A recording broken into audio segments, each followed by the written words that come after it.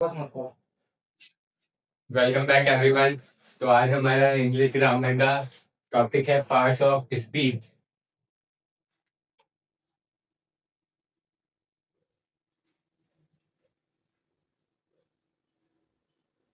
तो first of all हम समझ लेते हैं कि पार्ट्स ऑफ स्पीच होता क्या है। तो देखिए, आप जो भी टॉक्स यानी जो भी बातचीत करते हैं या जो भी सेंटेंस लिखते हैं, उसके जो ये वाक्य होते हैं ना, जैसे अभी मैं एक टेंस लिख रहा हूँ, ही इज रीडिंग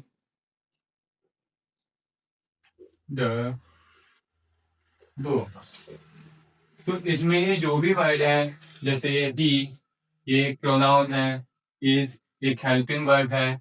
इसी तरह से ये जो सभी इसके पार्ट्स होते हैं, इनको एक नाम दे दिया गया है, जिसको हम पार्ट्स ऑफ स्पीच कहते हैं। और पार्ट्स ऑफ स्पीच हमारी होती कितनी है? तो टोटल हमारी 8 पार्ट्स ऑफ स्पीच होती हैं। कितनी होती हैं? 8। Number 1 noun, number 2 pronoun, number 3 verb, number 4 adverb, number 5 adjective, number 6 preposition,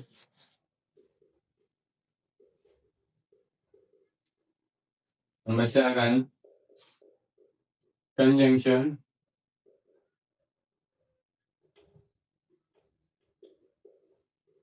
और number 8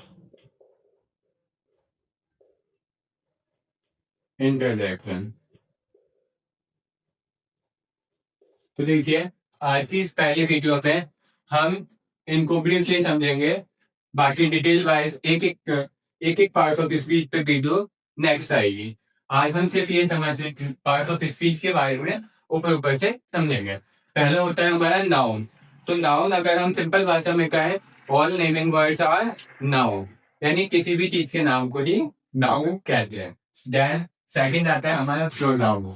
प्रोनाउन क्या होता है? The word which is use to place of a noun, यानी वह शब्द जो नाउन के स्थान पर प्रयोग किए जाते हैं, उन्हें हम प्रोनाउन कहते हैं। अच्छा, हमें प्रोनाउन की नीड क्यों पड़ती है?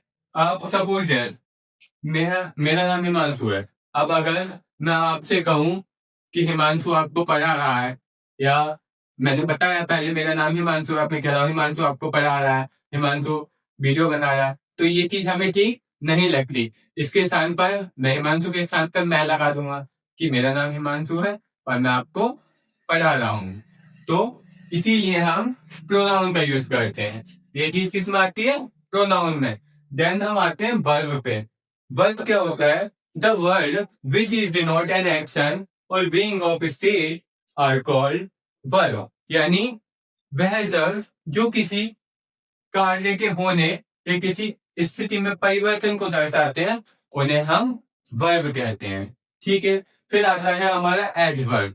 ये एडवर्ब क्या है? The word which is describe the verb are called adverb, यानी वह शब्द जो वर्ब के बारे में कुछ बताते हैं, वर्ब की विशेषता बताते हैं, उन्हीं को हम एडवर्ब कहते हैं। देन फिर आता है हमारा एडजेक्टिव। तो एडजेक्टिव क्या होता है? The word which is describe the noun और प्रोनाउन आर कॉल्ड एडजेक्टिव, यानी वह सब जो नाउन और प्रोनाउन के बारे में बताते हैं, उनको हम एडजेक्टिव कहते हैं। देन फिर हमारा आता है 6 नंबर preposition. Preposition and conjunction are the most important topics in 10th और 12th इंग्लिश ग्रामर। प्रीपोजिशन क्या होता है?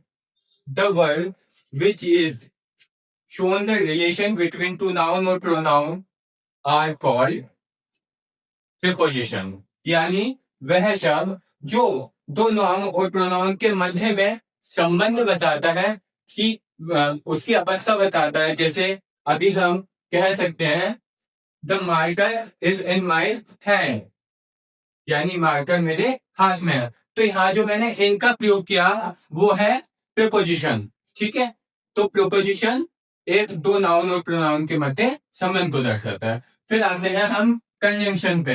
कंजंक्शन क्या होता है? कंजंक्शन को हम हिंदी में संयोजन भी कहते हैं। यानी ऐसे शब्द जो दो वाक्यों या दो शब्दों को आपस में जोड़ते हैं उनको हम कंजंक्शन कहते हैं।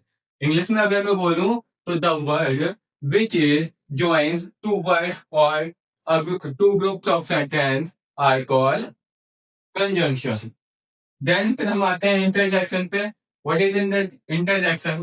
So the word which is shows the strong feeling and emotions are called interjection. यानी वह सब जो हमारे भाव या भावनाओं को दर्शाते हैं उन्हीं को हम interjection कहते हैं। ठीक।